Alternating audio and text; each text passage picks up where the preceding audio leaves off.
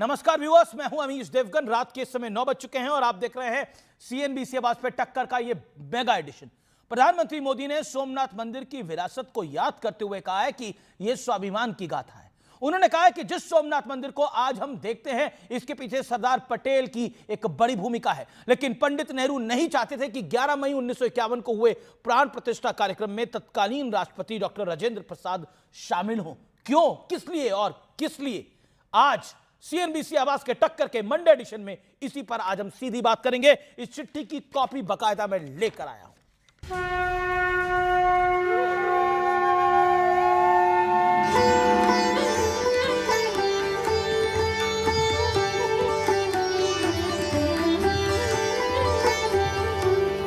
सनातन आस्था की भव्य विरासत यानी सोमनाथ मंदिर। लुटेरे महमूद गजनवी ने 1000 साल पहले साल 1026 में पहला हमला किया था। लेकिन यह हमला इकलौता नहीं था, कई बार सोमनाथ मंदिर पर हमला हुआ और हमला करने वालों की रियासतें नष्ट हो गईं। लेकिन इस भव्य और दिव्य मंदिर की विरासत जस की तस है। इस मंदिर का वर्तमान स्वरूप आजादी के बाद 1951 में तैयार हुआ। हालांकि दावा किया जाता है कि तब के प्रधानमंत्री पंडित नेहरू इसके पुनर्निर्माण के खिलाफ थे। सोमनाथ मंदिर पर आज अपने एक ब्लॉग में पीएम मोदी ने भी लिखा, तत्कालीन प्रधानमंत्री पंडित जवाहरलाल नेहरू इस घटना से अधिक उत्साहित नहीं थे। वो नहीं चाहते थे कि माननीय राष्ट्रपति और मंत्री इस समारोह का हिस्सा बने। उन्होंने कहा कि इस घटना से भारत की छवि खराब होगी। लेकिन राजेंद्र बाबू अडिग रहे और फिर जो हुआ उसने एक नया इतिहास रच दिया। तो 1951 में सरदार पटेल के प्रयास से और जवाहरलाल नेहरू जी के पुरजोर विरोध के बावजूद प्रथम राष्ट्रपति डॉक्टर राजेंद्र प्रसाद जी की उपस्थिति में स्वप्न साकार हुआ था। सब एक बकवास की बात है। सरदार पटेल अगर होते, कुछ दिन और होते ना, तो आज नरेंद्र मोदी जी पैदा होते ना बीजेपी पैदा होती। वैसे 2017 में कांग्रेस सोमनाथ मंदिर के मुद्दे पर घिर गई थी। तब राहुल गांधी सोमनाथ मंदिर में गैर हिंदू रजिस्टर पर साइन करके आए थे। लेकिन आज सबसे बड़ा सवाल है कि क्या वाकई पंडित नेहरू ने सोमनाथ मंदिर को इग्नोर करके हिंदू आस्था के साथ नाइंसाफी की थी? आज इसी पर होगी देश की सबसे बड़ी पॉलिटिकल डिबेट। सोमनाथ की विरासत, कांग्रेस ने की सियासत। और अब वक्त है सुप्रसिद्ध विश्लेषण का। ये नजर डाल लेते हैं आज के विश्लेषण के ऊपर। सोमनाथ मंदिर पर नेहरू गांधी परिवार की सोच का विश्लेषण मैं आपको आज किताबें कोट करके बताऊंगा। ट्रिस्ट विद अयोध्या किताब में लिखा है, पंडित नेहरू के मन में हिंदू आस्था और परंपराओं के प्रति हीन भावना थी। सोमनाथ मंदिर पर नेहरू ने अचानक अपना रुख बदल लिया था। गांधी जी और सरदार पटेल के निधन के बाद नेहरू का रुख बदला। 1951 में पंडित नेहरू ने खुलकर सोमनाथ मंदिर के पुनर्निर्माण का विरोध किया। पंडित नेहरू ने बाकायदा राष्ट्रपति राजेंद्र प्रसाद के सोमनाथ जाने के फैसले का भी विरोध किया। यह बड़ा इंपॉर्टेंट हार्ड फैक्ट है। अब मैं आता हूं, कई किताबों अखबारों में जिक्र है और बाकायदा आकाशवाणी के आर्काइव्स में जिक्र है। मार्च 1959 में दिल्ली में पंडित नेहरू के भाषण का यह अंश है। ललित कला अकादमी का यह भाषण था।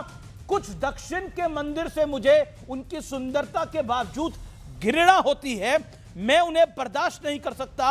मुझे क्यों, मुझे नहीं पता। यह AIR के आर्काइव से हमने लिया है और कई किताबों में, कई अखबारों में बाकायदा इसका जिक्र है। इसके बाद राहुल गांधी 2017 में सोमनाथ मंदिर गए, गैर हिंदू रजिस्टर पर साइन किया, यह बीजेपी कहती है। और नियम के मुताबिक बिना मंजूरी के कोई गैर हिंदू सोमनाथ जी के दर्शन नहीं कर सकता। कांग्रेस ने इसे बीजेपी की साजिश बताते हुए राहुल गांधी को यही वो मौका था जब जनेऊधारी हिंदू बताया था। I still remember Randeep Singh Surjewala did a big press conference, big press conference, और जिसमें उसे जनेऊधारी हिंदू बताया गया था और दत्तात्रेय ब्राह्मण बताया गया था। अब बहुत बड़ा तथ्य यह है, inside story of Sardar Patel, ये मणिबेन पटेल के the diary of Maniben Patel.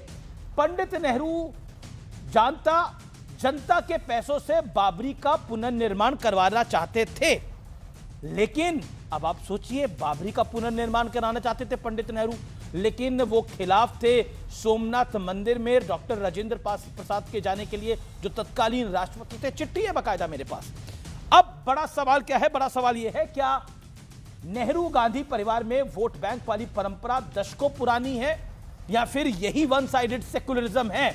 यह भी बड़ी डिबेट है आज की। और मेरे साथ बात करने के लिए कौन कौन जुड़ा है? Doctor Sudhanshu Trivedi joins me, BJP member of parliament और प्रवक्ता। मेरे साथ इस चर्चा में अतुल लौंडे पाटिल साहब हैं, सीनियर नेता प्रवक्ता कांग्रेस पार्टी के, उनका अभिनंदन है। मेरे साथ सुनील यादव हैं, प्रवक्ता समाजवादी पार्टी के। मेरे साथ इस चर्चा के अंदर राजकुमार राजन साहब है, प्रवक्ता राजद के, उनका अभिनंदन है। फैज खान है, मुस्लिम राष्ट्रीय मंच आरएसएस के, उनका स्वागत है। मैं अतुल पाटिल का पहले रुख करता हूं। अतुल पाटिल, प्रधानमंत्री मोदी ने जो आज बातें कही हैं और कुछ जो फैक्ट सामने आए हैं, क्या आपको लगता है कि कांग्रेस कह रही है ये डिवीजन टैक्टिक्स है, बीजेपी कह रही है हम कांग्रेस और पंडित नेहरू का इतिहास बता रहे हैं? नहीं, वो तो मुझे ऐसा लगता है कि पंडित नेहरू जी ने बहुत बड़ी गलती की। उन्होंने एम्स बनाए, आईआईटी बनाए, आईआईएम्स बनाए, डीआरडीओ बनाया, उन्होंने भेल बनाया, सेल बनाया, गेल बनाया, इंस्टीट्यूट ऑफ वायरोलॉजी बनाया, फिजिकल लेबोरेटरी बनाई, ललित कला एकेडमी बनाई, हीराकुंड बनाया, दामोदर डैम बनाया, भाखरारंगल बनाया। ये सब नहीं बनाते ना तो इनको बेचने को कुछ नहीं मिलता, और ये झूठ परोस नहीं सकते थे। वो मंदिर ही बनाते ना तो झूठ परोस नहीं सकते थे। ये आज यही बेचकर जो है ना इनका कार्यकलाप चल रहा है, क्योंकि 11-15 साल का इनका राज हो गया है। 98 से लेकर 2004 तक और अभी 14 से लेकर 2026 तक इन्होंने एक भी इंस्टीट्यूट, एक भी चीज खड़ी नहीं की है। कोविड का सामना वही वायरोलॉजी इंस्टीट्यूट से हुआ है। ये भी सच्चाई जो है दुनिया के सामने है। अब मैं मुंशी जी का किताब पढ़ के बताता हूं, क्योंकि मुंशी जी प्रीकर्सर थे। मैंने आज बहुत ढूंढने की कोशिश की, जब फोन आया अनिल जी आपके चैनल से कि श्यामा प्रसाद मुखर्जी ने कितने पैसे दिए, तो रिजोल्यूशन तो कैबिनेट में तो पास हो गया था, लेकिन गांधी जी ने कहा था कि ये एक्टिविटी जो है मंदिर होना चाहिए, लेकिन मंदिर निजी हाथों से, चंदे से होना चाहिए। तो मैं ढूंढ रहा था कहीं कुछ मिलता तो नहीं है कि श्यामा प्रसाद मुखर्जी ने कितने पैसे दिए उसमें, तो श्यामा प्रसाद मुखर्जी का कहीं भी जिक्र मुझे मिलता नहीं है। ये प्रिविलेज टू फ्रीडम जो किताब लिखी है के.एम. मुंशी जी ने, जो काफी अहम भूमिका उन्होंने निभाई है, तो वो कहते हैं कि when Jagannath fail, Sardar Patel as a deputy prime minister pledged the government of India to the reconstruction of historical temple of Somnath. The cabinet, Jawaharlal Nehru presiding, decided to reconstruct the temple at government cost. But Gandhiji advised Sardar not to have the temple reconstructed at the government cost and suggested that sufficient money should be collected from the people for the purpose. उन्होंने राजेंद्र प्रसाद जी को कहा कि secular government है, सारे धर्म हमारे यहाँ है, तो इंडिविजुअल कैपेसिटी में जाइए। दूसरा खत जो उन्होंने लिखा था सरदार राजेंद्र बाबू को, वो 22 अप्रैल 1951 में उन्होंने लिखा कि इंडिविजुअल कैपेसिटी में 22 अप्रैल कुछ बातें उन्होंने जरूर कही थी। आप 22 अप्रैल के, आप 2 मार्च की 5 सेकंड, आप 5 सेकंड ले लीजिए 5 सेकंड ले लीजिए, 5 सेकंड। हाँ, तो उन्होंने कहा कि हम किस इससे गुजर रहे हैं, तो हम गुजर रहे थे भूखे से, हम गुजर रहे थे कि शिक्षा के लिए हम ज्यादा पैसा इन्वेस्ट नहीं कर पा रहे थे, हम स्वास्थ्य के लिए पैसा इन्वेस्ट नहीं कर पा रहे थे, और सारे जगह सारे मंत्री, सारे नेता जो है उनको फिजूल खर्ची के लिए मनाही कर दी थी। नहीं, मंदिर का बनना फिजूल खर्ची थी? आज भी आपको ऐसा लगता है मंदिर का बनना फिजूल खर्ची थी क्या? मंदिर का बनाना, सोमनाथ मंदिर का जीर्णोद्धार फिजूल खर्ची थी? जिसको औरंगजेब गजनी ने तोड़ा, उसको बनाना क्या फिजूल खर्ची थी? आपने के.एम. मुंशी साहब को कोट किया, तो मुझे भी इजाजत दीजिए, मैं भी कोई के.एम. मुंशी को पिलग्रिमेज टू फ्रीडम में कोट करता हूं। 1967 होल्ड ऑन सर, मैंने आपको पूरा वक्त दिया सर, मैंने आपको कहा मंदिर का निर्माण हो गया था, आपका जो राइट था मैंने आपको दिया, आपको ओपनिंग रिमार्क्स दिया, 2.5-3 मिनट आपने बोला। अब गिव सर, मेरे में मुझे तो इजाजत दीजिए, मैं 40 सेकंड अपना पॉइंट रखना चाहता हूं, प्लीज अलाउ मी सर। अरे ये गुलामगिरी छोड़ दो ना सर। अरे गुलामगिरी नहीं, गुलामगिरी नहीं, इस गुलामी की मानसिकता को ठोकर मारने की जरूरत है। मैं बताता हूं 1967 का वो, मैं 1967 में जिस किताब के मुंशी साहब की किताब का आप जिक्र कर रहे हैं, पंडित जवाहरलाल नेहरू जी ने कहा था, I don't like your trying to restore Somnath, it is Hindu revivalism. यानी नेहरू के विचार थे श्री सोमनाथ मंदिर को फिर से बनाना हिंदुओं का पुनरुत्थान के समान है। पंडित नेहरू ने राष्ट्रपति राजेंद्र प्रसाद को चिट्ठी लिखकर मंदिर उद्घाटन में शामिल होने से रोकने की कोशिश की थी। पंडित नेहरू को डर था कि मंदिर के काम से सरकार या राष्ट्रपति का जुड़ाव दिखा तो इससे उनकी धर्मनिरपेक्ष वाली छवि पर गहरा असर पड़ेगा।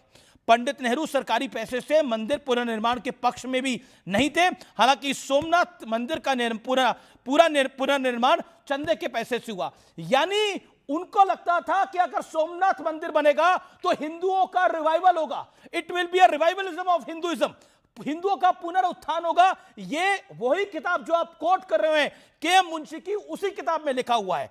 अब आप मुझे बताइए, मेरे पास और भी कई सारी किताबें हैं, twist with Ayodhya, Nehru a ट्रेवल लीगेसी, सारी किताबें हैं, मैं उनको भी कोट कर दूंगा। लेकिन क्या आपको लगता है फिजूल खर्ची था सोमनाथ मंदिर को बनाना? Today where you stand, answer it. Atul Londhe Patil 20 second and Sudhanshu Trivedi. सुनिए, आप भी शांति से सुनिए। नेहरू जी ने यह कहा था कि शिक्षा, स्वास्थ्य और जो भूखा पड़ा, अकाल पड़ा है, उसको हमने चुनाव, उसको चुनौती हमारे सामने है। हमने सारे नेताओं को कोई भी फिजूल खर्ची करने से मना कर दिया है। मंदिर जो है वो निजी कलेक्शन से होगा। मैंने सवाल पूछा, श्यामा प्रसाद मुखर्जी ने कितने पैसे दिए थे? अरे श्यामा पैसा नहीं दिया था। के मुंशी ने मंदिर खड़ा किया, कोई आरएसएस का आदमी उसमें नहीं था। मुंशी कह रहा था कि, अभी सुनिए, के मुंशी कह रहे थे कि पंडित नेहरू हिंदू के पुनरुत्थान मान रहे थे, सोमनाथ मंदिर का जीर्णोद्धार। ये के मुंशी कह रहे थे, आप ही ने उनकी किताब को आगे कोट किया, मैंने तो कोट नहीं किया। उस किताब का पूरा वाक्य मैंने आपको पढ़ के बता दिया ना। ठीक है, अब सुधांशु त्रिवेदी, अब आप काफी देर बोलिए। सुधांशु त्रिवेदी, मैं पूरा पढ़ के Sudhanshu Trivedi, you did a big press conference today, the whole point is this. Sudhanshu Trivedi, आपकी एक बड़ी प्रेस कॉन्फ्रेंस थी, क्या आपको लगता है कि आप रियल मुद्दों से ध्यान हटकाने की कोशिश कर रहे हैं? यही कांग्रेस का आरोप है।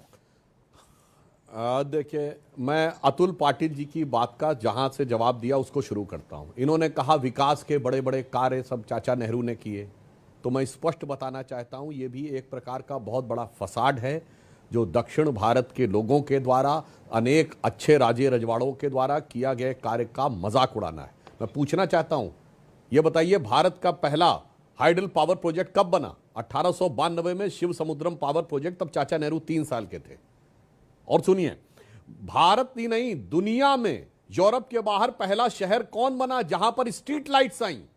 वो भारत का बेंगलोर 1902 में, तब चाचा नेहरू 12-13 साल के थे। अब मैं पूछना चाहता हूं, दुनिया में पहला आई हॉस्पिटल कब बना? यानी देखिए, आई डिपार्टमेंट होता था, दुनिया में पहली बार आई हॉस्पिटल बना, मिंटो आई हॉस्पिटल 1913 महाराजा मैसूर ने बनवाया। और भाई साहब और सुनिए, भारत का पहला डैम कब बना? विश्वेश्वरैया जी ने बनवाया, जिनका नाम लेने में भी थोड़ा हड़बड़ा गए थे, राहुल गांधी जी, जिनके नाम पर इंजीनियर्स डे आज भी 15 सितंबर को मनाया जाता है। यह भारत की स्वतंत्रता से पहले, चाचा नेहरू के प्रधानमंत्री बनने से पहले का समय।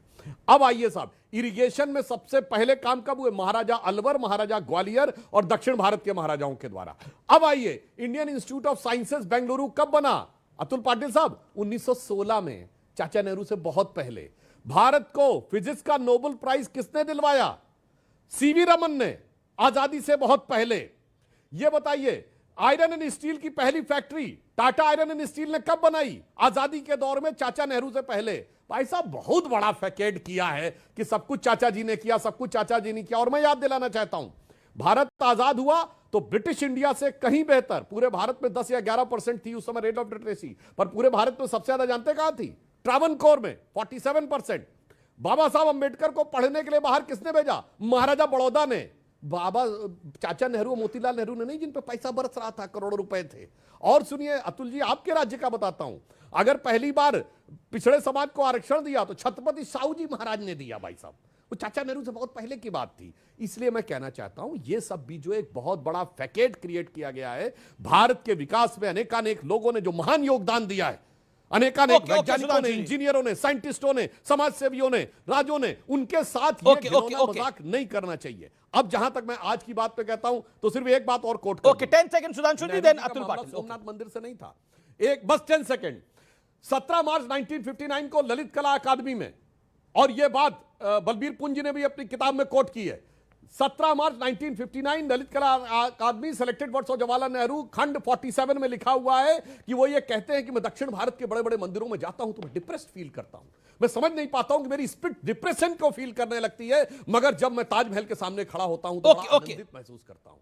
ये पर्याप्त दर्शाता है कि व्यक्ति की मानसिकता क्या थी।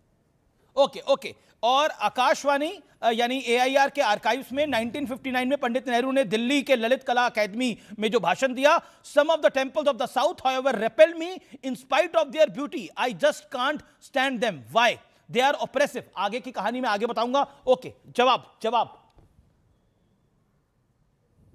हाँ, अभी सबसे बड़ी बात तो यह है कि श्यामा प्रसाद मुखर्जी ने सोमनाथ मंदिर के कंस्ट्रक्शन में कितना पैसा दिया था अपने निजी हिस्से, तो मुझे कहीं पर भी कुछ मिला नहीं, जीरो मिला। केएम मुंशी जी ने, सरदार वल्लभ भाई पटेल जी ने जो 1950 में चले गए थे, 1951 में उद्घाटन हुआ था, और उसके ऊपर कुछ पेपर्स, कटिंग्स के पेपर के जो संक्षिप्त थे, वो संक्षिप्त भी मैंने निकाले आपको बताने के लिए। लेकिन श्यामा प्रसाद मुखर्जी ने कितने पैसे दिए ये पता नहीं है। जितने भी इन्होंने नाम गिनाए हैं, इसमें इनके विचार के लोग कहीं पर भी खड़े नहीं थे। आरएसएस का कोई भी आदमी जो है वो आया नहीं था। गांधी जी ने कहा था कि ये मंदिर का निर्माण जो है, वो पुनर्निर्माण, ये निजी हाथों से होगा। पंडित जवाहरलाल नेहरू जी ने कहा था कि निजी कैपेसिटी में सब जा सकते हैं 1923 में। जी, अब इनके विचार के लोग क्या थे? 1923 में इलाहाबाद के कुंभ में जाने से मना कर दिया, कुंभ मनाने से मना कर दिया था ब्रिटिश लोगों ने। तब आंदोलन नेहरू जी ने किया था, और पहली डुबकी जो है सबके खिलाफ जाकर, ब्रिटिशों के खिलाफ जाकर पहली डुबकी नेहरू जी ने ली थी। ये इनको पता नहीं है। अभी मैं कुछ पढ़ के दिखाता हूं, जब सौराष्ट्र के जो पेपर्स है, वो पेपर्स के वक्त क्या चला था। According to newspaper reports, the Saurashtra government has set aside ₹5 lakh for the Somnath installation ceremonies. This seems to me completely improper for the government to do, and I have written to that government accordingly. At any time, this would have been undesirable, but at the present juncture, when starvation stalks the land and every kind of national economy and austerity are preached by us, suno, this expenditure by the government appears to me almost shocking. We have stopped expenditure on education, on health, and many beneficiary services because with that we cannot afford it. And yet a state government can spend large sum of money. उन्होंने कहा कि हम लोगों ने हर तरह का जो है ऑस्टेरिटी मेजर लिया। और जहां तक आप पैसे की बात करते हो ना, सुनो सुधांशु त्रिवेदी जी, आपके सब लोगों के बड़े बड़े महल और बड़े बड़े बंगले बने 14 साल में, 5 साल की इसमें। नेहरू जी ने पूरी संपत्ति जो है अपनी दान कर दी है, और आज उसकी कीमत ओके, जनाब सुधांशु त्रिवेदी इसका जवाब, लेकिन बीजेपी का आरोप है कि नेहरू हिंदू मंदिरों के खिलाफ थे। बीजेपी का आरोप यह है, और इसीलिए मैंने केएम मुंशी की किताब को कोट करा, आकाशवाणी के आर्काइव्स को कोट करा। इसके अलावा इसके अलावा आरएनपी सिंह की किताब को कोट करा गया। Okay, hold on, Sudhanshu Trivedi your chance, 40 second. Okay, time limit को आप दोनों फॉलो करें, मेरी हम्बल रिक्वेस्ट है। सुधांशु जी 40 सेकंड। ये नहीं बताते आप। देखिए अतुल जी जोशो जुनून में बोल गए कि 1923 के कुंभ में, भाई साहब 1923 में तो आरएसएस था ही नहीं, 1925 में बना है, तो 1923 वाली चीज आप कहां से लेके आ गए बीच में? दूसरा, विचार के लोग तो थे ना, बोला कि नेहरू जी ने तो करोड़ों की तो छोड़ के चले गए थे ना तब। बोलिए ना सर, आप ऐसा सुनिए ना, तो अब बात तो सुनिए, काहे परेशान बनने की तो प्रक्रिया में थे, और कहां थे? कहा कि जवाहरलाल नेहरू जी ने तो अपनी फिर बीच में बोलने लगे। भाई साहब हमारे हेडगेवार जी ने नागपुर में, आप ही के प्रांत में 1920 में कार्य समिति में प्रस्ताव लाया था पूर्ण स्वराज्य का, जिसे नहीं स्वीकार किया गया। उससे नाराज होकर वो अलग हो गए। आप बाद में आपने 1930 में स्वीकार किया, और 30 में स्वीकार 26 जनवरी 1930, इसीलिए 26 जनवरी गणतंत्र दिवस मनाया जाता है। लाहौर कांग्रेस अधिवेशन रावी के तट के ऊपर। और सुनिए मेरे भाई, उसके बाद 4 मार्च 1931 को गांधी इरविन से पैक्ट हुआ गांधी का। उसके बाद 1947 तक, 1942 के अपवाद को छोड़कर कोई आंदोलन नहीं हुआ 16 साल। मैं चैलेंज करके कहता हूं, 4 मार्च 31 को गांधी इरविन पैक्ट के बाद, विद एन एक्सेप्शन ऑफ 1942, 17 साल में कोई आंदोलन बता दीजिए। खैर 10 सेकंड। अब मैं अगला प्रश्न कहता हूं। आपने कहा कि नेहरू जी ने तो करोड़ों के अपनी संपत्ति दान कर दी। मैं पूछना चाहता हूं, यह बताइए, अंग्रेजों के जमाने में, अभी आपने खुद बोला हम भुखमरी के दौर में थे, हम इसमें थे, यह करोड़ों की संपत्ति अर्जित किससे कैसे की भाई? ये नेहरू जी के पिताजी मोतीलाल नेहरू को हजारों रुपए एक हियरिंग में खड़े होने का देता कौन था? अतुल पाटिल जी ये तो बताओ ना। प्रिवी काउंसिल में जाकर वो किसके केस लड़ते थे? अंग्रेज के ही तो केस लड़ते होंगे, उस भूखे गरीब किसान के तो केस नहीं लड़ते थे। और इसीलिए अंग्रेजों से दोस्ती, अंग्रेजों से पैसा, अंग्रेजों से संपत्ति। और इसीलिए अकबर इलाहाबादी ने लिखा था, कौम के गम में खाते हैं डिनर हुक्काम के साथ, रंज लीडर को है बहुत मगर आराम के साथ। और पैसा फिजूल खर्ची या मंदिर को देना, मगर मदरसों को तो दिया था, मौलवियों को सैलरी दी, वक्फ बोर्ड को जमीनें लुटा दी। और तो और ये कहा कांग्रेस ने कि बाबरी मस्जिद दोबारा बनाएंगे। मुलायम सिंह ने भी कहा, नरसिम्हा राव ने भी कहा, यह ऑन रिकॉर्ड है। ओके ओके ओके सुधांशु जी 1 minute done Sudhanshu Dwivedi okay 1950 के आसपास inside story of Sardar Patel the diary of Maniben Patel, उसमें लिखा गया है कि बाबरी मस्जिद के नवीनीकरण का मुद्दा उठा था। पंडित नेहरू सरकारी पैसे से मस्जिद की मरम्मत या यूं कहें पुनर्निर्माण कराना चाहते थे।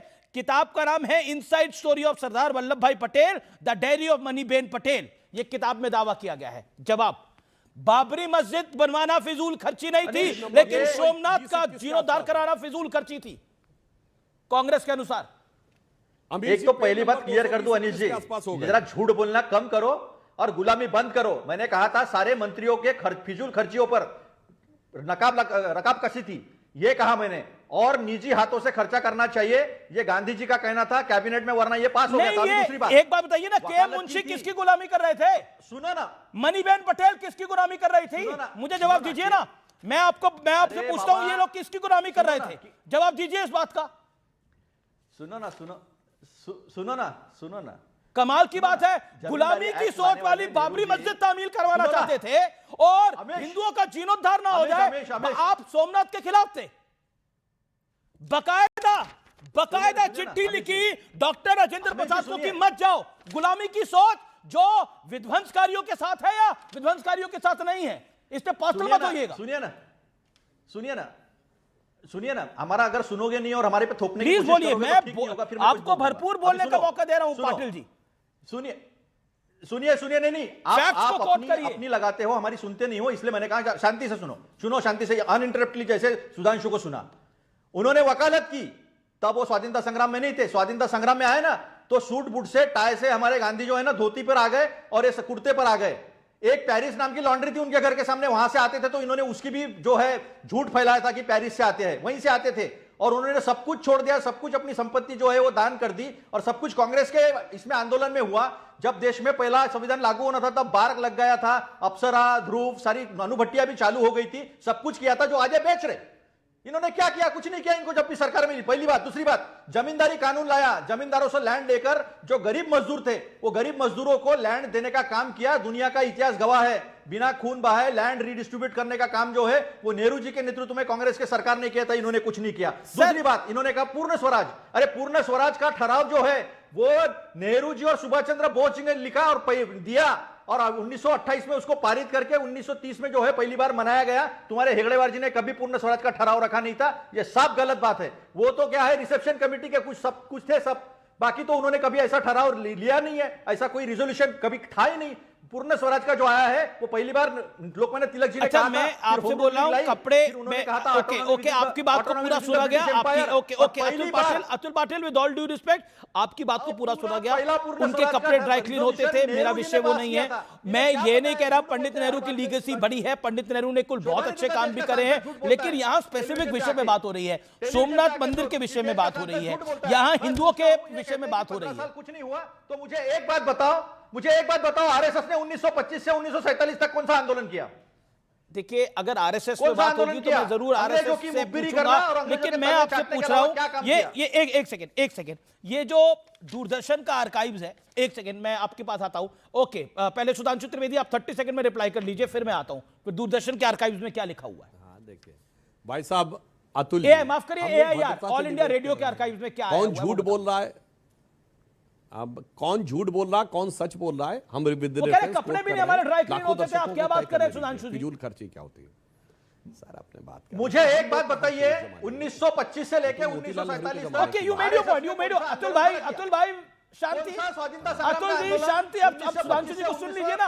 अब आपने बोला, अपनी सारी बात बोली, ड्राई क्लीन कहां से होते थे, कहां नहीं होते थे, क्या करते थे, आरएसएस क्या करते, सारी बातों का जवाब। ओके, काहे बड़बड़ा रहे हैं भैया? ओके, सुनिए, 1905 में लोकमान्य तिलक ने पूर्ण स्वराज का उद्घोष दिया, जिसे कांग्रेस ने नहीं स्वीकार किया और लोकमान्य तिलक को गरम दल का नेता माना गया। 1906 में सूरत में डिवीजन हो गया, नरम दल गरम दल। मैं चैलेंज करके कहता हूं, 26 जनवरी 1930 लाहौर कांग्रेस अधिवेशन से पहले कहीं पर दिखा दे पूर्ण स्वराज का उद्घोष।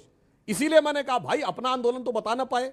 अच्छा, हमारी स्थिति क्या थी 1931 तक? तो हम 1940 तक नागपुर के बाहर केवल उंगलियों पर गिनने लायक शाखाएं थी। और अतुल पाटिल साहब, और गौर से सुन लीजिए, हम 1925 में बने और आप कह रहे हैं 1947 तक 22 साल में कितना आंदोलन किया। आप 1885 में बने, 1907 तक कितना आंदोलन किया 22 साल में? चैलेंज करके कह रहा हूं, बता के जाइए।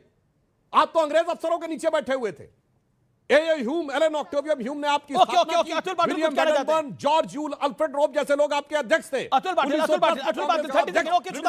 सेक्रेटरी विलियम बैडनबर्न था। नहीं, एक चीज अमित जी एक लाइन, और फिजूल खर्ची के लिए मैं बताना चाहता हूं, 27 दिसंबर 1963 को हजरत बल में जहां मोहम्मद साहब का मुकद्दस बाल रखा हुआ है, अफवाह उड़ गई कि वो बाल चोरी हो गया है। उसको लेकर श्रीनगर से लेकर लखनऊ, हैदराबाद, भोपाल सब जगह दंगे हो गए। उसके बाद पुलिस ने कहा कोई चोरी नहीं हुआ, यह अफवाह है। तो जानते क्या कहा गया मुस्लिमों द्वारा? अफवाह नहीं, हम नहीं मानेंगे कि वही मुकद्दस बाल है। तो कैसे तय होगा? सरकार ने कहा हम कार्बन डेटिंग करा देंगे। नहीं नहीं नहीं नहीं, मौलवी तय करेंगे। तो साहब चार्टर्ड प्लेन से मौलवियों को भेजा गया। ऐसी भी जानकारी है कि विदेश से भी बुलाया गया, फिर उनसे ये डिसीजन कराया गया कि नहीं वही वो मुई मुकद्दस है।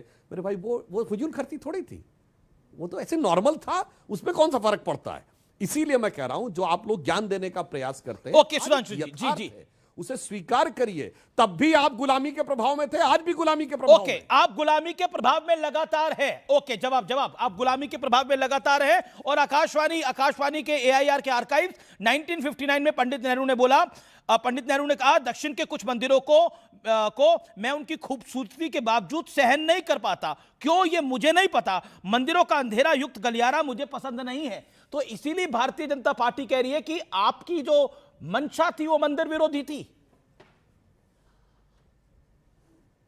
सुनिए, अभी ये आकाशवाणी का आर्काइव है। सबसे पहले जेल में जाने वाले, कामगार आंदोलन में सबसे पहले जेल में जाने वाले लोकमान्य तिलक कांग्रेस के नेता। 1905 में बंगाल के विभाजन का आंदोलन करने वाले कांग्रेस। 1908 में अंग्रेजों के खिलाफ झंडा बुलंद करने वाले लोकमान्य तिलक 6 साल के लिए मंडाले के जेल में गए, कांग्रेस। 1905 में उन्होंने कहा था कि Swaraj is my birthright and I shall have it. 1916 में, तब तक गांधी, नेहरू कोई नहीं था, ना राजेंद्र प्रसाद थे, ना वल्लभ भाई पटेल थे। और तब 1916 में होम रूल लीग मूवमेंट शुरू की। पूर्ण स्वराज से लोकमान्य तिलक आए थे, dominion status within the British empire, यानी ब्रिटिश एम्पायर के अंदर हमको स्टेटस चाहिए, उसे पूर्ण स्वराज तक लेके जाने का काम पंडित जवाहरलाल नेहरू जी ने किया। यही बात आप समझ लो। 1925 से लेकर 1927 तक अंग्रेजों की गुलामी करने के सिवाय और अंग्रेजों के साथ जाने के सिवाय कोई इतिहास ही नहीं आरएसएस का। तो ये बोल ही नहीं पाते, हम पर उंगली उठाते। हम तो सब बता सकते हैं कि हमारा इतिहास क्या है और हमने क्या किया है। एलन ऑक्टेवियम ह्यूम ने जरूर हमारा जो है स्थापना की, लेकिन हम अंग्रेजों से लड़ पड़े। और इन्होंने क्या किया, हमारे इंडियन लोगों ने, हेगड़ेवार जी ने स्थापना की, लेकिन ब्रिटिशों की गुलामगिरी की, लेकिन ब्रिटिशों के तलवे चाट के मुखबिरी की है। 1942 के आंदोलन के लोगों को जो है जेल में भेजा। 1942 से लेकर 1945 तक सारे कांग्रेस के नेता जेल में थे, एक भी आरएसएस का नेता जेल में क्यों नहीं था? ऐसे कई सवाल जो आरएसएस पे खड़े होते हैं और फिर झूठा इतिहास मढ़ने की कोशिश होती है। आज जो ये बेच रहे ना, okay, you made your point, okay, एक सेकंड सुधांशु द्विवेदी का योगदान नहीं था, सोमनाथ के मंदिर में बाकी सब लोगों का योगदान था। और सुधांशु जी बता नहीं पा रहे कि श्यामा प्रसाद मुखर्जी ने कितने पैसे दिए थे, कितना योगदान दिया था। ओके, सोमनाथ के फैज खान, एक सेकंड सुधांशु द्विवेदी रुक जाइए, मेरे को बाकी लोग भी है, फैज खान भी है, सुनील यादव जी भी है। ओके, फैज खान। अस्सलाम वालेकुम रहमतुल्लाहि व बरकातहू। भारत माता की जय, वंदे मातरम। देखिए, George Yule, William Wedderburn, Allan Octavian Hume से लेकर सोनिया गांधी तक चलने वाली कांग्रेस को यह नहीं पता है कि भारत में दान की परंपरा क्या है। इसलिए वो बार बार ये पूछ रहे हैं कि श्यामा प्रसाद मुखर्जी ने कितने पैसे दिए थे। भारत के राम भक्त कवि रहीम ने कहा, देनहार कोई और है, भेजत जो दिन रैन, लोग भरम मुझ पे करें, याते नीचे नैन। यानी कि यहां पर दान की परंपरा छुपा कर देने की है, दिखा कर देने की नहीं है। अब किसने कितना दिया वो सब छुपा कर दिया, वो दिखावा नहीं करते। लेकिन हाँ, खेल में कभी कोई उन्होंने स्थान नहीं पाया, ना हॉकी पकड़ी ना बल्ला पकड़ा, लेकिन राजीव गांधी खेल रत्न पुरस्कार बन गया। जिस सड़क निर्माण में क्या योगदान दिया, देश के इंफ्रास्ट्रक्चर में क्या योगदान दिया, लेकिन राजीव गांधी और इंदिरा गांधी का चौराहा बन गया। आज भी सारे देश में नेहरू स्टेडियम है, गांधी स्टेडियम है, जिनका क्या योगदान है, कोई योगदान, यानी नाम बड़ा बड़ा रखेंगे, काम कुछ नहीं करेंगे। योगदान पूरा दिया श्यामा प्रसाद मुखर्जी ने, नाम नहीं दिया। यह परंपरा आप समझिए, चाहे वेद हो चाहे पुराण हो, सारे मंत्र लिखे गए, किसी ने अपना नाम नहीं दिया तो नाम छुपा कर रखने की परंपरा है। एक बात समझ लीजिए। अब दूसरी बात है, समझिए, कांग्रेस की परंपरा लगातार रही है। 22 जनवरी 2024 को जब राम मंदिर की प्राण प्रतिष्ठा हुई, सोनिया गांधी भी नहीं गई, राहुल गांधी भी नहीं गए, मल्लिकार्जुन खड़गे भी नहीं गए। यह वही परंपरा है पंडित जवाहरलाल नेहरू की कि खुद तो सोमनाथ मंदिर के उद्घाटन में नहीं गए और राजेंद्र प्रसाद जी को भी जाने से रोकते रहे। और बिल्कुल सुधांशु भैया ने सही बात कही, सब कुछ किया पंडित जवाहरलाल नेहरू ने। तो यह बताओ भैया, तक्षशिला विश्वविद्यालय कब बना, विक्रमशिला विश्वविद्यालय कब बना, नालंदा विश्वविद्यालय कब बना, पाई का मान आर्यभट्ट ने, गणित भैया गणित, चतुराधिकम शतमश गुणम द्वादश शिष्टता सहस्त्राणाम अयुद्वैस विष्कंभस आसन्नो वृत्त परिणा, ये पाई का मान सबसे पहले 62,832 बटे 20,000 बराबर 3.1416, ये पाई का मान देने वाले आर्यभट्ट थे। तब पंडित जवाहरलाल नेहरू ने कोई आईआईटी और आईआईएम नहीं खोला था। फिर बता रहा हूं, चाहे वो मीनाक्षी मंदिर हो, सुश्रुत संहिता हो, चाहे दूसरे भारतीय ग्रंथ हो, ये सारे ग्रंथ भारतीय संस्कृति के लोगों के द्वारा लिखे गए हैं। पंडित जवाहरलाल नेहरू के ही आने से सब कुछ हुआ, ऐसा कुछ भी नहीं है। ओके अतुल पाटिल, मैं सुनील यादव आपके पास आता हूं। अतुल पाटिल, क्योंकि कांग्रेस पर काफी सारी बातें गई है। डॉक्टर राजेंद्र प्रसाद को चिट्ठी जो पंडित नेहरू ने लिखी नई दिल्ली से 2 मार्च 1951 को, उसमें निवेदन किया गया कि आप मत जाइए। क्या आपको लगता नहीं है कि वो आज के काल में भी कहीं ना कहीं सवालों के घेरे में है? क्यों लिखा गया कि मत जाइए आप? देखिए अमीश भाई, मैं आपका धन्यवाद व्यक्त करूंगा, और ये आपकी काबिलियत है कि पिछले 25 मिनट से कांग्रेस और भाजपा का आप झगड़ा करा रहे हैं, और उस कांग्रेस का जिसका आजादी के आंदोलन में बड़ा योगदान है, और उस भाजपा का जिसका आजादी के आंदोलन में 0 बटा सन्नाटा योगदान है। देखिए, इतिहास कभी छिपाया नहीं जा सकता। जो चीजें लिखी हैं वो आज सामने आ रही हैं। जहां तक सवाल सोमनाथ मंदिर का है, उसमें कांग्रेस मदद करे या बीजेपी करे या ना करें ये लोग, या कोई ना करे, तो उसका अस्तित्व तो नहीं कमजोर होने जा रहा है। अभी मैं बीजेपी के प्रवक्ता को सुन रहा था, उन्होंने राजा महाराजाओं के सबके काम गिना दिए, नेहरू जी से पहले के, लेकिन 11 साल के मोदी चाचा के नाम नहीं गिनाए, काम नहीं गिनाए। नेहरू चाचा को तो बता दिया। देखिए, सवाल ये नहीं, आपने भी एक बात कही कि भाई कांग्रेस पर, मैं कांग्रेस का पक्ष नहीं ले रहा हूं, लेकिन जो तथ्य हैं, आपने कहा कि भाई किताबों में लिखा है कि कांग्रेस हिंदू विरोधी थी। नहीं, मैंने ये नहीं बोला। मैंने कुछ आर्काइव्स को कोट किया, मैंने ये नहीं बोला। मैंने बताया ट्रिस्ट विद अयोध्या में क्या लिखा है, मैंने बताया के मुंशी की किताब में क्या लिखा है, मैंने बताया मणिबेन पटेल की किताब में क्या लिखा है, मैंने आरएनपी सिंह की नेहरू अ ट्रबल्ड लीगेसी की बात कही, बात बताई। मैं सुन रहा था। आपने कहा कि कांग्रेस हिंदुओं को हीन भावना से देखती थी।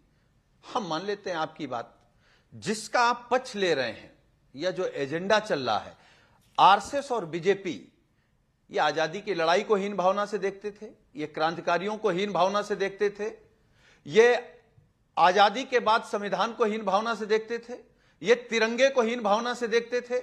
आज भी ये पिछड़ों को हीन भावना से देखते हैं, दलितों को हीन भावना से देखते हैं, आरक्षण को हीन भावना से देखते हैं। बीजेपी के तो बहुत विद्वान प्रवक्ता बैठे, मैं भी इनको एक दिन सुन रहा था एक चैनल पर। इन्होंने कहा भाई गाय माता ये हैं, इनको नहीं खाया जा सकता, ये दूसरी गाय मौसी हैं, इनको खाया जा सकता है। तो ये तो विद्वान लोग हैं। अभी इन्होंने बता दिया गणतंत्र दिवस कब क्यों मनाया जा रहा है या कब से मनाया जा रहा है। ये भी आजादी की भी, इस देश की आजादी की भी तारीख बदल देंगे। ये 47 से 14 में ले आएंगे, अपना काम नहीं बताएंगे। ओके ये बताइए। मैं तो अमीश भाई, मैं खत्म कर रहा हूं। मैं तो आज ये उम्मीद कर रहा था कि अमीश भाई इस देश की सबसे बड़ी डिबेट लेकर के आ रहे हैं। तो जो उत्तराखंड में बीजेपी के एक महिला मंडल अध्यक्ष थी, उसने थूक करके कहा कि ऐसी भाजपा पर हम थूकते हैं जो एक बेटी की सुरक्षा नहीं कर पाई और उसके हैवानों को बचा रही है। हम तो सोच रहे थे आप देश में बेटी को लेकर के आएंगे, लेकिन आप मंदिर को लेकर आए। मैं एक बात 10 सेकंड एक सेकंड, अब आप अपनी बात को आपने रख लिया। अंकिता भंडारी के विषय की आप बात कर रहे हैं। निश्चित तौर पर उत्तराखंड में इस विषय को लेकर बड़ा उबाल है और हम इसको लगातार कवर कर रहे हैं। ओके, मेक यू मैं ये कहूंगा, देखिए 26 नवंबर 1949 को भारत का संविधान बन गया था, पर 26 जनवरी तक क्यों प्रतीक्षा की गई? सही बात है, क्योंकि 26 जनवरी 1930 को रावी नदी के तट पर पूर्ण स्वराज की घोषणा हुई थी। उस डेट को यादगार बनाने के लिए 26 जनवरी तक का वेट किया गया ताकि गणतंत्र दिवस उस दिन मनाया जा सके। दूसरी बात, गाय का प्रश्न है तो जी मैं एक गो सेवक हूं और मैं आपको बताऊं, हमारा ये मानना है जीवे जीवे शिव स्वरूपम सदा भाव्य तु सेवयाम, जीव जीव में शिव है। लेकिन गाय की पूजा की जहां तक बात आएगी तो वो गाय जो श्री कृष्ण जी के साथ है, भारतीय देसी नस्ल की गाय, जिसकी पीठ में कुबड़ होता है, जिसकी आंखें सुंदर होती है, जिसके पीछे का हिस्सा गोलाकार होता है, भारतीय देसी नस्ल की गिर, साहिवाल, लाल सिंधी गाय, इसी की ही पूजा होती है। जर्सी, होलिस्टाइन, फ्रीजियन, इस तरह की गाय जो विदेशी नस्ल की है, जो गाय नहीं, गाय जैसा दिखने वाला पशु है, उसकी पूजा नहीं होती है। पर सम्मान सबका है, पहली रोटी गाय की, आखिरी रोटी कुत्ते की। चींटी को भी हम चीनी डालेंगे, कुत्ते को भी रोटी खिलाएंगे, चिड़ियों को भी दाना डालेंगे। पर विषय पे आए, विषयांतर हो रहा है, विषय पे आए। गाय ये कह रहे थे ना, विषयांतर हो रहा है, फैज खान विषय पर आइए ना। मैं विषय बताऊं। ओके, सुनील यादव को बोलने दीजिए 30 सेकंड। सुनील यादव 30 सेकंड जी। देखिए मैं केवल 30 सेकंड में खत्म कर रहा हूं। मैं खुद महसूस करता हूं कि उस समय शायद देश के हालात, देश की गरीबी, देश का किसान, बेरोजगार, अगर आप मुझसे पूछेंगे, मेरी आस्था है मंदिर पे, भगवान पे आस्था है, लेकिन अगर आप मुझे चुनने को कहें कि मंदिर बनना जरूरी है या स्कूल, कॉलेज, यूनिवर्सिटी, तो मैं कहूंगा मंदिर छोड़ दीजिए, स्कूल, कॉलेज, यूनिवर्सिटी बना दीजिए। आप पूछेंगे मंदिर बनना जरूरी है या अस्पताल, तो मैं कहूंगा अस्पताल बनाइए, मंदिर छोड़ दीजिए। आप कहेंगे गरीब की मदद जरूरी है या मंदिर, हम कहेंगे गरीब की मदद जरूरी है। आप अगर कहेंगे किसान की मदद जरूरी या मंदिर, नहीं देखिए, नहीं Sunil Yadav with all due respect, Sunil Yadav एक सेकेंड। आप कह रहे हैं उस वक्त की नजाकत होगी, पैसे की कमी होगी, सिचुएशन ऐसी होगी, गरीबी होगी, गुर्बत होगी, देश की सिचुएशन ऐसी होगी। एक सेकंड सर, सोमनाथ मंदिर तो सोमनाथ मंदिर के टाइम में सिचुएशन थी। एक सेकंड, राम मंदिर जब राम मंदिर की भी बारी आई ना, तब भी यही कहा जा रहा था कि इस जमीन पर अस्पताल बनवा दिया जाए। बोला गया था, नहीं बोला गया था? मनीष सिसोदिया ने बोला था यहाँ पर, आपके कितने नेताओं ने बोला था, कांग्रेस के कितने नेताओं ने बोला था। मैं नाम गिनवाना शुरू करूंगा तो प्रोग्राम छोटा पड़ जाएगा। देखिए, चाहे सोमनाथ मंदिर हो, चाहे रामलला का अयोध्या जी का मंदिर हो, दोनों के लिए यही बोला गया कि देखिए उस समय गरीबों की मदद करिए, ये बाकी चीजों के लिए क्यों नहीं बोली जाती बात? दे दीजिए। अरे 10 सेकंड में हम धो देंगे इनको। ज्योतिर्लिंगों में जो सबसे सर्वश्रेष्ठ है सोमनाथ जी। अरे मैं धो दूंगा इनको। जो ज्योतिर्लिंगों में सबसे सर्वश्रेष्ठ है सोमनाथ जी। 10 सेकंड ज्योतिर्लिंग 12 ज्योतिर्लिंग है, 12 ज्योतिर्लिंग होते हैं। पहला ज्योतिर्लिंग सोमनाथ जी माना गया है, उसको लूटा गया, उसको तोड़ा गया, उसको विध्वंस किया गया। उसको बनाने में, उसके बनाने के लिए पैसे नहीं थे। एक नहीं सुनना पड़ेगा भाई, ये बात को सुनना पड़ेगा। उसको बनाने के लिए पैसे की कमी थी, मान ली भाई, देश में गरीबी थी, गुर्बत थी। राम मंदिर के काल तक यही सब कुछ चलता रहा। चलिए, वो चंदे से मंदिर बन भी गया, बन गया सोमनाथ जी का मंदिर। उसके बाद चिट्ठी लिख दी पंडित नेहरू ने कि मत जाइए राष्ट्रपति जी, आपका जाना सही नहीं होगा। पूरी चिट्ठी मेरे पास है, इस पूरी चिट्ठी को मैं पढ़ूंगा तो कम से कम 15 मिनट निकल जाएंगे मेरे कार्यक्रम के। मैं जानना चाहता हूं ये चिट्ठी क्यों लिखी गई थी। पंडित नेहरू नहीं जाना चाहते थे, ना जाते। राष्ट्रपति जा रहे थे, वो चले जाते, उनको भी चिट्ठी लिख के बोला गया। और सारे फैक्ट्स गलत है। के.एम. मुंशी गलत है, AIR के आर्काइव्स गलत है, RNP सिंह की किताब गलत है, सरदार वल्लभ भाई Patel, inside story of Sardar Patel, Vallabh भाई Patel, the diary of Maniben Patel गलत है। सब गलत हो सकता है क्या? कहीं तो एक्सेप्टेंस करनी पड़ेगी कुछ फैक्ट्स की। देखिए, देश बदल गया है और ये देश जो बदला है उसके अंदर सब चीजें, तथ्य और सत्य सामने आएंगे और ये पिटारा खुलेंगे। 1000 साल पूरे हो रहे हैं सोमनाथ जी पर हमला हुआ था। क्या है सोमनाथ जी? ज्योतिर्लिंग है हमारे। स्कंद पुराण में जिक्र है सोमनाथ जी का, और कितने सारे पुराण हैं जिसमें जिक्र है सोमनाथ जी का। उसके बाद हम उसमें बिलीव नहीं करने को तैयार है। कुछ सामान्य मंदिर नहीं है, काशी विश्वनाथ सामान्य मंदिर नहीं है, अयोध्या में श्री राम प्रभु का मंदिर सामान्य मंदिर नहीं है, जन्मस्थली है। मंदिर कहीं भी बन सकता है, लेकिन जन्मस्थली नहीं बदल सकती रामलला की, जैसे वासुदेव कृष्ण की नहीं बदल सकती, जैसे सोमनाथ नहीं बदल सकता। इसीलिए महत्वपूर्ण है। हमारे इतिहास की चीजें हैं ये। ओके, सुधांशु त्रिवेदी। देखिए, मैं सुनील जी से कहना चाहूंगा, सब लोग गंभीरता से बात कर रहे हैं, गंभीरता से बात करनी चाहिए। जो आपने कहा था सुनील भाई, गाय को भारतीय संस्कृति, हिंदू संस्कृति में बहुत पवित्र माना जाता है और हिंदू समाज में सर्वाधिक आत्मीय संबंध अगर गौ माता के साथ है तो यादव समाज का माना जाता है, जो गोपालक समाज है। और आप ही को नहीं पता, मिथुन न गाय है न भैंस है, anybody can go and check. अब आप भी इसमें, और आपके नेता तो अद्भुत हैं जिन्होंने कहा था कि गौशाला में बदबू आती है, याद है ना, और हम तो खुशबू की तरफ जाते हैं। तो उन्हीं के लिए जो मैंने पार्लियामेंट में बोला था, फिर आपको अर्पित कर देना चाहता हूं कि श्री रामचंद्र कहे गए, सिया से ऐसा कलयुग आएगा, गोपालक श्री यदुवर कुल में ऐसा नेता आएगा जिसे बकरे कटने में खुशबू मिलेगी, गौ माता में बदबू पाएगा। अब आइए दूसरी बात, आपने कहा किसी महिला की इज्जत की बात, तो मैं विनम्रता से कहना चाहता हूं, अखिलेश जी की पत्नी के बारे में अपमानजनक अभद्र टिप्पणी करने वाले पे चू नहीं बोला गया, क्योंकि बोलने वाला मौलाना था। फिर मैं कह रहा हूं, मौलाना था। आप सोचिए कि अपने परिवार की महिलाओं के सम्मान के ऊपर न बोलने का साहस तो कभी इनकी सरकार आ जाएगी, तो बाकी लोगों के साथ क्या होगा इस पे। अब आइए अस्पताल।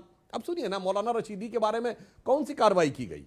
कोई उनके खिलाफ कुछ किया गया क्या? नेशनल वुमेन कमीशन में जाकर शिकायत की गई? खैर, अब मैं आता हूं, इन्होंने कहा कि मंदिर की जगह अस्पताल बनना चाहिए। सुनील भाई, आपने बहुत अच्छा बोला, ये जो बाबरी मस्जिद बना रहे हैं ना मुर्शिदाबाद में, उनसे कहिए अस्पताल बनाओ। मुसलमानों की स्थिति बहुत पीछे है, उनसे कोई स्कूल बनाओ, विद्यालय बनाओ। और मैं बताता हूं, मंदिरों मठों के द्वारा बहुत से स्कूल विद्यालय चलते हैं। श्रृंगेरी मठ ने एक नहीं, अभी वाराणसी में भी नेत्र चिकित्सालय खोला हुआ है, अनेक विश्वविद्यालय चल रहे हैं श्रृंगेरी मठ के द्वारा। कांची मठ ने अभी खोला है, बिहार में भी और यहां पर भी। मगर मैं पूछना चाहता हूं आपसे, अस्पताल भी खोले हैं, रामकृष्ण मठ के अनेक अस्पताल और वो हैं। मैं विनम्रता से पूछना चाहता हूं, 37 लाख एकड़ रखने वाले वक्फ बोर्ड के ऊपर कितने अस्पताल हैं, कितने स्कूल हैं, कितने विश्वविद्यालय हैं? ओके, सुनील, गरीब मुस्लिम बेवाओं के लिए कितने ओल्ड एज होम हैं, कितने जो है वो यतीमों के लिए यतीम खाने? ओके, सुधांशु जी, मैं जवाब दे रहा हूं, मैं जवाब दे रहा हूं। देखिए अमीश भाई, मैंने आपके कार्यक्रम में कहा मंदिर में हमारी आस्था है, हमारी आस्था मंदिर में धर्म के प्रति, भगवान के प्रति है। बीजेपी की आस्था कहां है? चंदा चोरी में है, जमीन घोटाले में है, झूठ बोलने में है। आप इस तरीके से भेदभाव कर रहे हैं। हर अपने नाकामी, अपने कुकर्म, अपने भ्रष्टाचार के पीछे छिपाने के लिए मंदिर के पीछे आ जाएंगे, तो ये अच्छी बात नहीं है। आस्था रखिए ना। ओके, टक्कर में एक अंतराल के उस पार, टक्कर के मंडे एडिशन में एक बड़ी खबर। वेलकम बैक, एक बार फिर स्वागत है आपका सीएनबीसी आवाज के टक्कर में। आरजेडी की प्रवक्ता के पास चलता हूं। एक second, you made your point. मैं आपके पास आता हूं और आपसे जानना चाहता हूं, क्या आप, लालू जी ने बोला था महाकुंभ के बारे में अपने विचार रखे थे, फालतू कह दिया था, क्या आपको लगता नहीं है कि इन सब चीजों पे बच के चलना चाहिए? क्योंकि इतिहास कुछ नहीं भूलता, पंडित नेहरू की बातें भी नहीं भूल रहा, और इसका खामियाजा भुगत चुके हैं। बहुत बुरी हार हुई आपकी बिहार के अंदर।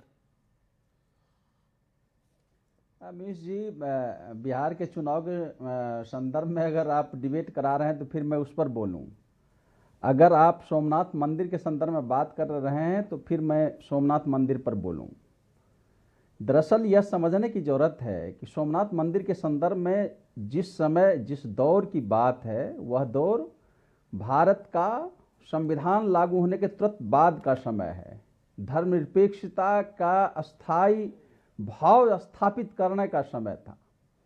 आज का जो समय है वह सो कॉल्ड, जो अपने को राष्ट्रवादी सरकार कहते हैं और हिंदुवाद के प्रतिनिधि के रूप में अपने को प्रमाणित करते हैं, सवाल यह है कि उस समय की सरकार सोमनाथ मंदिर के पुनरुद्धार में क्या पैसे नहीं दिए सरकारी पैसे? क्या आज के समय में जो राम मंदिर बनाए गए उसमें सरकार पैसे दिए क्या? सवाल, पहला सवाल है, क्या राम मंदिर जो बना अयोध्या में, क्या सरकारी खजाने से मंदिर का निर्माण हुआ? कौन से ऐसे कारण हैं कि सरकार पैसे नहीं दे पाई? सुप्रीम कोर्ट का उसमें दखलंदाजी क्या थी? क्यों चंदे के पैसे से मंदिर बना? तो क्या ये आज के समय में जब चौथे देश स्थान भर पर में भारत चंदे की के पैसे से अर्थव्यवस्था ही मंदिर है, बनते हैं। तब आप मंदिर में पैसे देश भर में चंदे नहीं, दान के तो आप पैसों से सोमनाथ मंदिर बनते मंदिर हैं मंदिर में अपने। जब भारत- और आपने बोला उस समय सेक्युलरिज्म की बड़ी जरूरत थी। सही बात आपने बोली, उस समय सेक्युलरिज्म की बड़ी जरूरत थी। देश का धर्म के आधार पर अमीर जी, विभाजन हुआ था और धर्म के आधार पर पहले आपने पाकिस्तान और सवाल हिंदुस्तान किया है तो जवाब बना सुन था, लीजिए। धर्म के नाम पर विभाजन हुआ था। आपने सही बोला, लेकिन एक बात बताइए मुझे, 1950 में सब कुछ ठीक हो गया था क्या सर? राजन साहब, 1950 में सब कुछ ठीक हो गया था क्या? 1950 के आसपास नहीं, सुनना पड़ेगा राजकुमार जी, सुनना पड़ेगा। आप तो राजकुमार है भाई, राजकुमार है आप। अमीश जी, अगर नैरेटिव सेट करना चाहते हैं, पहले से मन बनाए हुए हैं कि डिबेट में मुझे क्या बोलना है। नहीं, मैं कैसे बोलूंगा आपको क्या बोलना है? आपने जो बोला मैं आपने बोला, मैं आपकी बात से एग्री कर रहा हूं सर, मैं आपकी बात से राजकुमार एग्री कर रहा हूं। राजकुमार जी, राजद के प्रवक्ता जी, मैं आपकी बात से एग्री कर रहा हूं कि उस समय माहौल खराब था, देश में सेक्युलरिज्म की जरूरत थी। इसीलिए यही कारण था कि सोमनाथ जी का पुनर्निर्माण के लिए सरकार पैसे नहीं दे सकती थी, डॉक्टर राजेंद्र प्रसाद भी नहीं जा सकते थे। लेकिन 1950 में तो सब कुछ ठीक ठाक हो गया था। नहीं, सुनना पड़ेगा ना सर, राजकुमार, सुनना पड़ेगा भाई साहब, ऐसे थोड़ी सुनना पड़ेगा। पूरी बात, ऑडियोज डाउन। अच्छा, 1950 में सब कुछ ठीक हो गया था। Inside story of Sardar Patel, the diary of Maniben Patel में वो लिखती है 1950 के आसपास, क्योंकि सब कुछ ठीक हो गया था, बाबरी मस्जिद के नवीनीकरण का मुद्दा उठा था। पंडित नेहरू सरकारी पैसे से मस्जिद की मरम्मत या यूं कहें पुनर्निर्माण कराना चाहते थे। अब आप बताइए, तब कैसे सब कुछ हो गया था? तब सेक्युलरिज्म पे खतरा नहीं आ रहा था? जवाब दीजिए। 20 जुलाई 1950 को पंडित नेहरू ने जो एम मुंशी को पत्र लिखा हुआ पत्र मेरे पास है, उसके 2 वाक्य को समझ लीजिए। जो नैरेटिव आप चलाना चाहते हैं उस नैरेटिव खारिज हो जाएगा। वहां नेहरू ने क्या लिखा है? नेहरू ने लिखा है, सरकार के तौर पर हम किसी धर्म स्थल के निर्माण का काम नहीं कर सकते। अगर हम एक बार ऐसा करते हैं तो हमसे अलग अलग धर्मों के लिए ऐसा ही करने की मांग की जाएगी। Okay, Sudhanshu Trivedi reply to this. Sudhanshu Trivedi, audios down. Sudhanshu Trivedi, 30 second sharp reply to this. Sudhanshu ji, देखिए, राजकुमार जी को मैं करेक्ट कर दूं, उस समय सेकुलर जैसा कोई शब्द भारत के संविधान में नहीं था। और संविधान सभा की बहस में कोई जाके चेक कर ले, जब सेकुलर वाला विषय आया तो इसको प्रस्तावित करने वाले मिस्टर केटी शाह थे, और उसके बाद उसमें पार्टिसिपेट करने वाले लोकनाथ मिश्रा, एचएन मुखर्जी और जवाहरलाल नेहरू। बाबा साहब अंबेडकर ने उसको रिजेक्ट किया। उसका कारण यह था, उन्होंने कहा कि माइनॉरिटी और सेकुलर दोनों वर्ड एक साथ नहीं हो सकते। नेहरू जी का बहुत आग्रह कि माइनॉरिटी होना चाहिए, इसलिए सेकुलर नहीं होगा। और मैं चैलेंज करके कहता हूं, दुनिया में एक सेकुलर देश बताइए जहां रिलीजियस माइनॉरिटी होती हो। रिलीजियस माइनॉरिटी सिर्फ रिलीजियस कंट्री के अंदर होती है। दुनिया में एक देश बताइए सेकुलर जहां शरिया हो, ट्रिपल तलाक हो, मेहरम हो, हलाला हो, हज सब्सिडी हो, वक्फ बोर्ड हो, प्लेसेस ऑफ वर्शिप एक्ट हो। और राजन साहब, आपके तो नेता तेजस्वी यादव जी इमारते शरिया के कार्यक्रम में गए थे पटना में। ओके। एक नेता ने एलानिया बोला मीडिया में कि मेरे लिए शरिया संविधान से ऊपर है, और आप सब लोग चुप बैठे रहे। इसलिए मैं कहना चाहता हूं, एक लाइन में कह देना चाहता हूं, यह बात सही इन्होंने कही कि सरकारी पैसे से नहीं। हां, सरकार का जब दायित्व आता था, हमें याद है रामलला विराजमान जब टाट के छप्पर में थे और वो छप्पर फट जाया करता था, तो मुलायम सिंह जी की सरकार का दायित्व था कोर्ट से, मगर वो नया छप्पर नहीं लगवाते थे, हाई कोर्ट जाना पड़ता था। कोर्ट का निर्देश आने के बाद रामलला का फटा हुआ छप्पर दोबारा लगाया जाता था। बिल्कुल सही आपने बात कही। ओके, सुनील यादव, राम मंदिर तो नहीं बन सकता था, वो टेंट भी नहीं बदला जा सकता था हाई कोर्ट के ऑर्डर के बावजूद। यही था सेक्युलरिज्म। देखिए अमीश भाई, क्या यही सच्चा सेक्युलरिज्म है? आपके कार्यक्रम से यह लग रहा है कि राम मंदिर का फैसला भाजपा का है। अरे देश को ये तो बताइए, राम मंदिर का फैसला माननीय सर्वोच्च न्यायालय का है, सुप्रीम कोर्ट का ही है। और कोई भी सरकार होती, फैसला आने के बाद वो मंदिर बनता। लेकिन कोई भी सरकार नहीं थी। राम भक्त, लेकिन देखिए, इत्तेफाक देखिए, कोई भी सरकार नहीं थी। दिल्ली में मोदी की सरकार थी, यूपी में योगी की सरकार थी, और राम मंदिर बना। इत्तेफाक है या फिर ये विधि का विधान, ये आप निर्णय करिए। आज का विचार, रास्ते में गड्ढे करने वालों से परेशान मत होना, क्योंकि यही लोग सिखाएंगे छलांग कैसे लगानी। तो फिलहाल सीएनबीसी आवाज के टक्कर के मंडे एडिशन में इतना ही। आपको मेरा नमस्कार, गुड नाइट, टेक केयर।